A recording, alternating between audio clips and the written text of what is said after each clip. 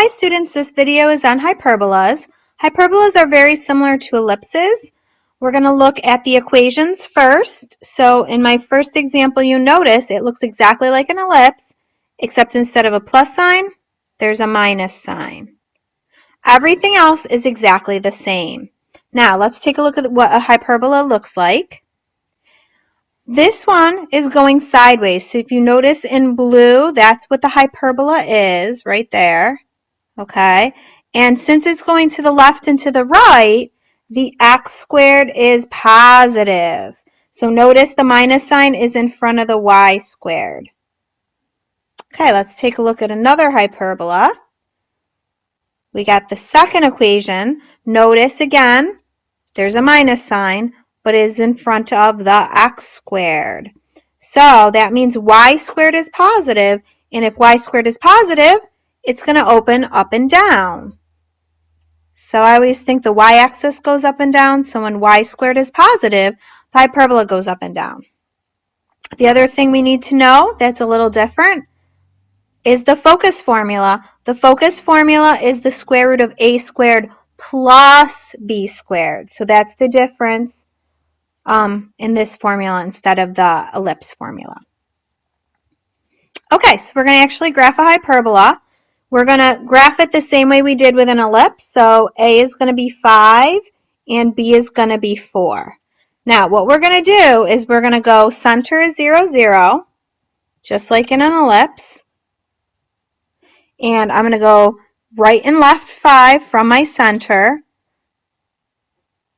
The difference is we're not going to make an ellipse when we do this. What we're going to do is we're going to make a box. So we graph our points and then we box it in. So we create a box right around. And then in order to create the hyperbola, we're going to draw asymptotes in. So the asymptotes are the diagonals of the rectangle through the center. So those are called the asymptotes. And then to graph it, since the x squared is positive, I'm going to go from the 2 points that we graphed on the box out towards the asymptotes. Just like that. So make sure they're wide enough so they go towards the asymptotes and they have to touch. Those are going to be the vertices. So there's only 2 vertices in a hyperbola. So my vertice is going to be 5, 0 and negative 5, 0. Okay, asymptote, the equation of the asymptotes are the equation of a line, y equals mx plus b. The slope, I went up 4 and over 5, so it's going to be y equals 4/5 x, because the y-intercept's at 0. And the other asymptote is the same thing, but negative, because it goes in the negative direction. Okay, the focus, when we do hyperbolas, is basically going to be in between the hyperbolas. So the hyperbolas in purple, we're going to do our formula first. So it's going to be radical a squared plus b squared, so 25 plus 16, which is going to be radical 41. And we always count from the center. So my center is at 0, 0. I don't know exactly what radical 41 is, but I know it's going to be a little bit more than 6. So it would be out here somewhere.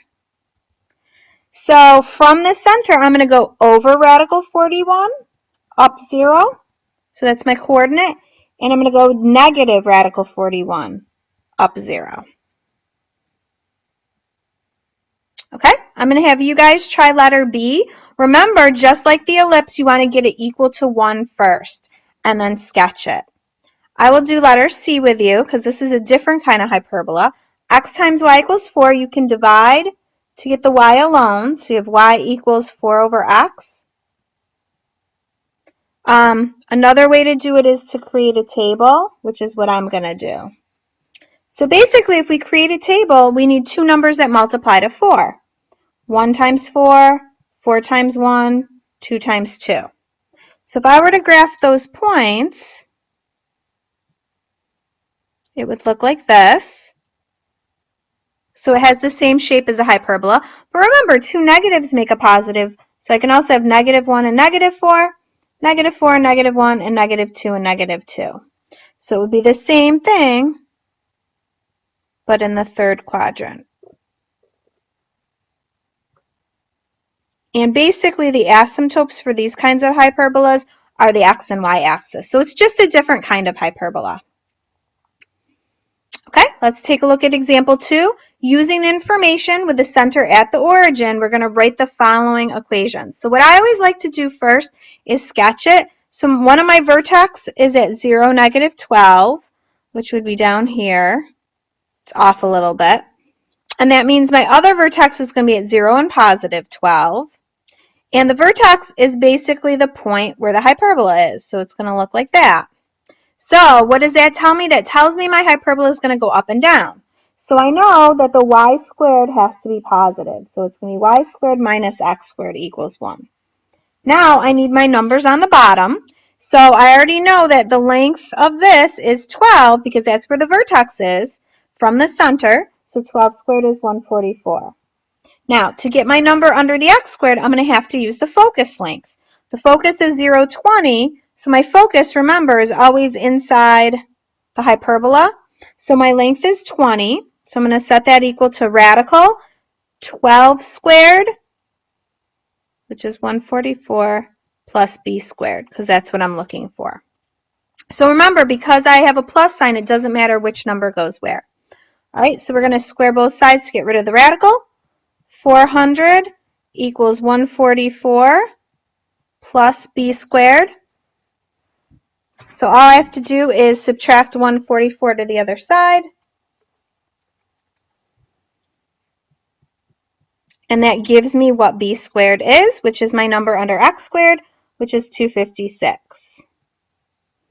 Okay, and this just asked me to write the equation, so I don't need to graph it. So that is my final equation. Okay. Let's look at the next one, given the following equation.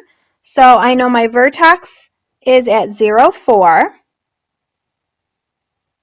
Remember, the center is at 0, 0. So my other vertex is at 0, negative 4. So this is also going to go up and down, which means y squared will be positive. They always equal 1. And the vertex length is 4, and 4 squared is 16.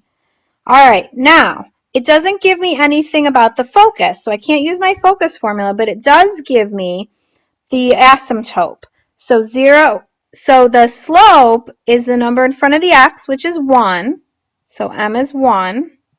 And the y-intercept is 0. So if I start at 0, I'm going to go up 1 over 1 and kind of draw it in. So that's what one of the asymptotes is. The other one would be the same thing, but negative. So it'd be negative 1 over 1, just the opposite slope. Now what this does is basically I'm going backwards. So if I were to draw the box in, I want to know where it would hit. So there's my asymptotes. I know that's a vertex, so straight across would be the box. And where would I go up from there? Right here, I would have to make the box up. So then all I want to do is count that distance from the center. So 1, 2, 3, 4. It looks like the distance left and right is 4 also, which is 16. So sometimes they're the same, sometimes they're not. Okay, try example C on your own. This is basically the same thing I just did. Okay, let's take a look at example 3.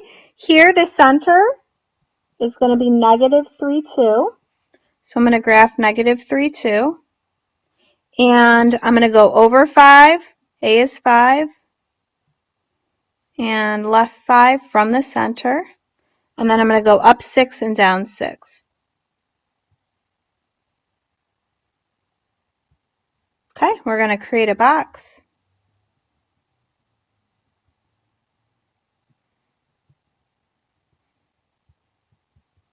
And make sure you draw the asymptotes in, because that tells me how wide my hyperbola is going to be. Okay, since x is squared, I'm going to go from my vertex sideways. Make sure, again, that it touches at that point and it goes out. Okay, So now what I want to do is find the coordinates of the vertices, foci, and asymptotes. So I already did the vertices. They're right there. So let's see. I got only 2 vertices. So I went over 2, up 2. And then on the other side, 1, 2, 3, 4, 5, 6, 7, 8. So negative 8 and 2. So 2 vertices. It's a little different than the ellipse. All right, now I want to do the foci. So I need to find the length. So it's going to be radical 25 plus 36. So radical 61. And again, we always count from the center. So my center is at negative 3, 2, and it's going to be out here somewhere. So that means my y number is going to stay the same, but my x number is different. So since I'm starting at negative 3, I'm counting from negative 3, positive 60, radical 61, and then my y value stays the same. And from negative 3, I'm counting to the left. So I'm subtracting minus radical 61, comma 2. So it's always counting from the center. That's how you get your focus. All right, asymptotes.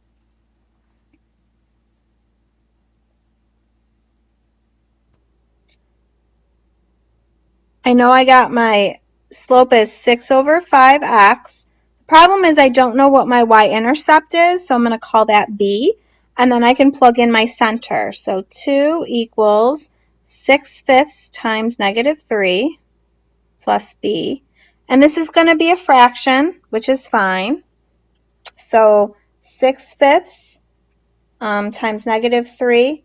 Can leave that as a fraction or change it to a decimal. So I have 2 equals negative 18/5. Oops.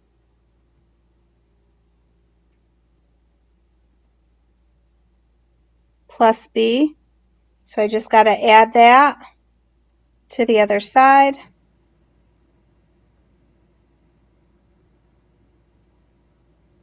And I get 28 over 5 is b. So my asymptote is, there's 2 of them going on each side. Move it down a little bit. It's going to be y equals 6/5 x plus 28 over 5.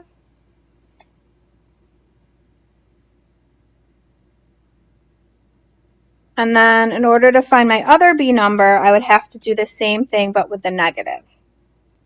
So basically I would have to do the same thing that I did up there, but I would have to plug in negative 6/5 to find that b answer. So to save you a little bit of time, I already did that. I got negative 6/5 x minus 8/5. So that's my other asymptote. Okay, I'm going to do one more with you. We're going to do some completing the square. So I'm going to get my y's together, and then my x's, and I'm going to move the 7 to the other side. So I'm going to subtract it. Okay, I'm going to look. There's no GCF in front of the y, so I can just do that. I'm going to add 9 to both sides. And then over here, I'm going to have to take out a negative 1. Now, when I take out a negative 1, that's going to change this to negative 2x. So negative 2x divided by 2 squared is a positive 1, except just like with the ellipse, I'm not going to add the 1. I'm going to subtract the 1 to the other side. So all the way on the other side, I actually, when I add everything together, I get a 1. So if I complete the square, I get y plus 3 squared minus x minus 1 squared equals 1. And actually, that works out perfect.